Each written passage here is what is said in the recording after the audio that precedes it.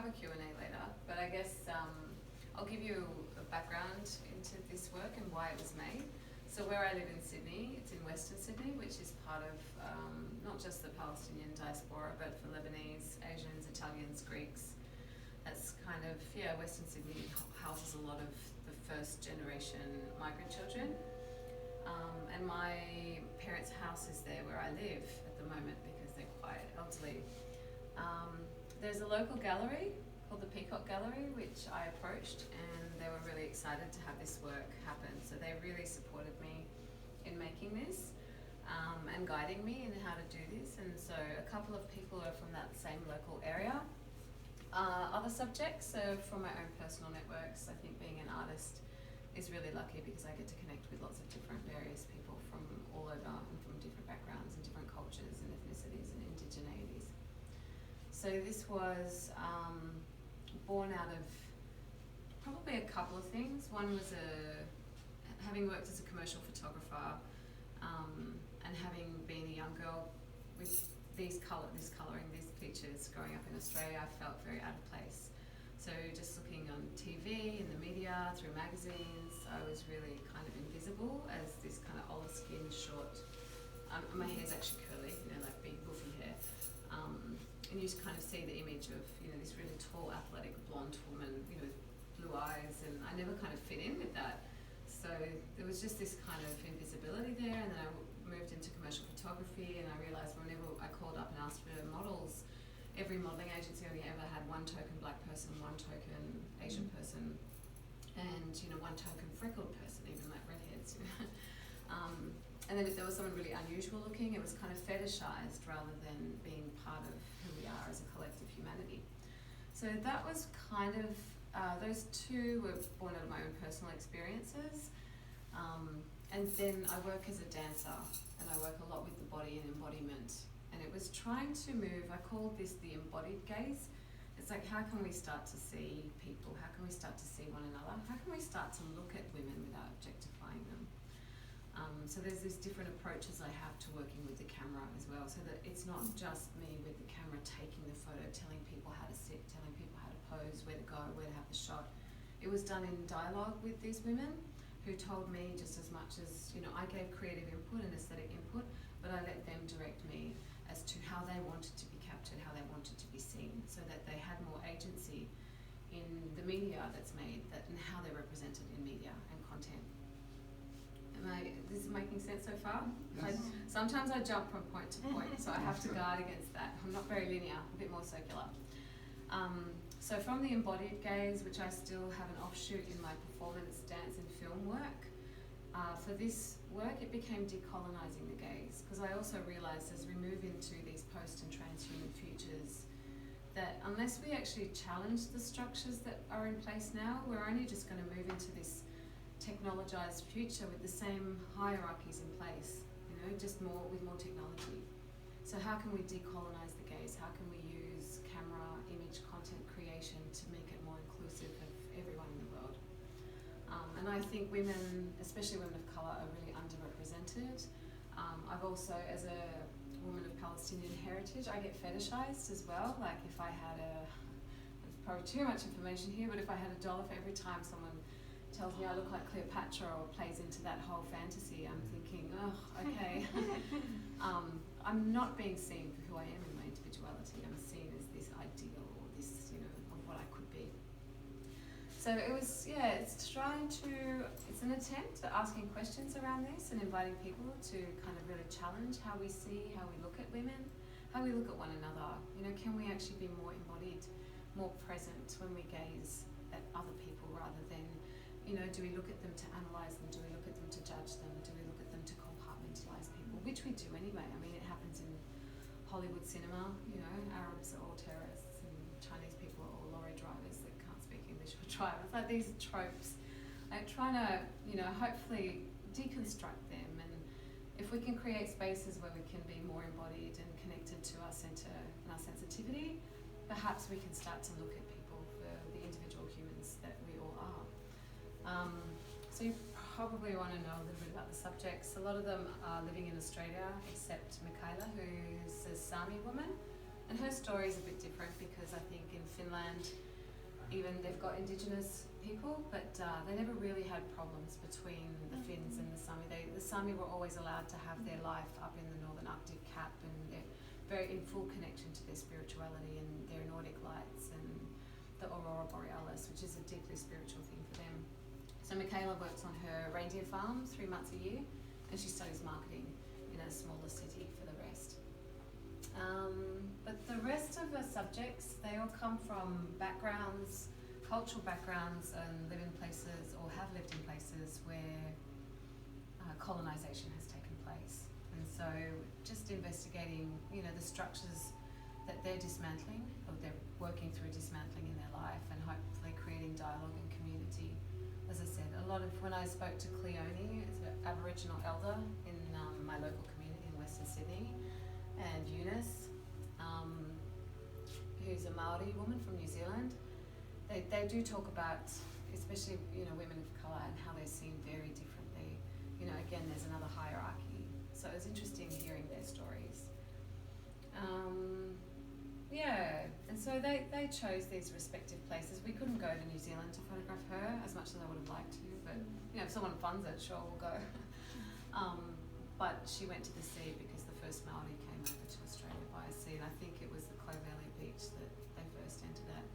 Rakini's from India. So, I mean, we all know India's story, colonised under Great British rule for a very long time. Gone from one of the wealthiest lands on the planet to, you know, a country of immense poverty, which is building itself up. But again, she works between Western and Eastern iconography. She calls herself Kali, the Black Madonna.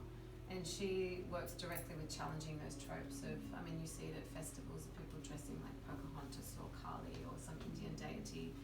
And she said, well, okay, how about I take your Catholic or Christian icons, you know, like the Mother Mary or Magdalene, and start dressing up in that. How do you feel? So she started experimenting with that. And then a hybrid was born out of that. So she does some really interesting and very powerful, strong performance work with these icons. Naomi Mealofa Nonukale, so she's a Pacific Islander woman, again, who's, when I spoke to her, she talked about growing up as a coloured woman in Australia and all sorts of names that she was called, like, even though they were affectionate, like Chocolate Drop, they still create difference, they create distance, and you never really fit in. And here she is with her kids, who are a huge important part of her life, and she's pregnant with her third kid, I think due in a week. And so this is her identity, and it was really interesting because it's always like trying to get the kids to face the camera, but I was just like, no, just let them be, you know. They want their mum. This is life. They just want to be with you, and so this, you know, I don't really like to fight things. If just let them fall where they may. Just go with what you've got, because that's also about being present to what is really there. Tian Zhang from Hong Kong. So Hong Kong was under British rule for 100 years, but she said when it got given back to China, it was a really hard time for a lot of Hong Kongese. They went through very, very difficult transitions, and they still are, as you can see in the media. So Hong Kong people have their own unique, distinct culture that's, you know, it's very different from the Chinese. And I met a couple of artists in Finland, actually, on residency that spoke about, you know, in a couple of years, maybe 4 years ago, Chinese government officials were coming into Hong Kong bookstores and destroying their books and destroying their poetry and actually erasing.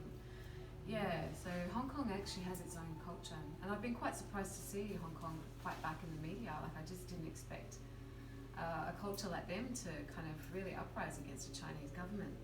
But they feel very connected to who they are as people. They are different, they don't feel they identify with mainland China. So a lot of things happened, and she spoke of her grandmother's story, of the changes. And yeah, it's just interesting because a lot of the time we think of colonised places, we wouldn't, like, even I didn't think of Hong Kong. And this is, I'll finish with me because that's kind of how it all started. This is Kersley. So she's also got Aboriginal Australian heritage as well as Maori heritage in her, and Irish. And she lived in Alice Springs for 10 years, working with remote communities and helping women, Aboriginal women's communities, because there's a lot of dispossession and disconnect. A lot of trauma still exists there, and so she's worked with them. She's taking a break from it now because it's been quite intense for her. but this is also part of a movie, a film, a video work that we're working on. I don't know if I mentioned it to some people last night, but I don't know if you've seen Australian films, but it's like Mad Max, all those kind of, it's kind of apocalyptic films of, racing cars in the desert, and this harsh desert is such a brutal land, fit for no man except someone who drinks a lot and shoots guns. But I only went to the outback for the first time a couple of years ago, and I was really surprised at how soft and gentle the land is. Like, just driving through the centre of Australia, it's gorgeous. Like, the animals just are gentle, everything moves slow, you feel like taking rests and just sitting and watching the clouds roll over. There's a real softness to the land there that Australian cinema hasn't portrayed. So we actually wanted to flip the switch, and I wanted to have female characters actually be in this environment, and we actually have other video stills where she's in a really soft position, or just really with the environment and working with the land and breaking down those Australian cinematic tropes. We're very male dominated as well. And this was the photo that started it all. I was given a residency in Bundanon down in regional New South Wales. And I don't know if you're familiar with Australian landscape paintings of the early settlers when they first came to Australia. It's this kind of environment, a lot of the eucalypt trees, and they're just sitting there with a fire and usually making their tea, and there's their dog and a cow or something. But it was kind of to challenge that, for me, growing up as a girl or woman of Palestinian heritage, I never really felt like I belonged to my parents' culture, nor did I feel like I belonged ever in Australian culture. So I was in between two worlds. And I think this is where the trauma is kind of like passed down, of what that displacement, that dispossession, your loss of connection to your motherland. And it's like, I always travelled. I always thought I'd live overseas, and I did. I have lived overseas, but I always came back to Australia, and I never really understood that. So there was always this desire to go somewhere, but I could never find that stillness anywhere. And so this photograph kind of explores, the upset of my parents having lost their motherland, but then I never knew where to stand. I never knew what to call my motherland.